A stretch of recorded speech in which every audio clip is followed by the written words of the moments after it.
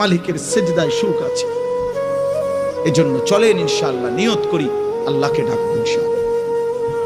হারাম ছেড়ে দেই, আল্লাহর নাফরমানি ছেড়ে দেই।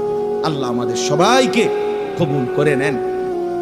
আপনার অজুবিহীন করতে দেই না, সমস্ত পড়ালেখা বাচ্চা পাক পবিত্র থাইকা অজু অবস্থায় পড়ে।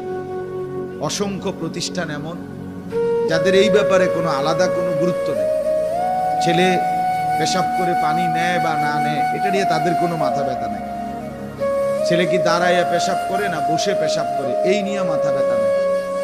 দেখার বিষয় হলো পড়া পারে কিনা, পড়া বুঝলো কিনা, খালাস।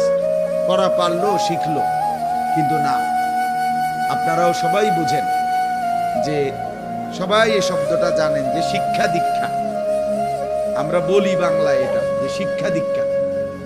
প্রশ্ন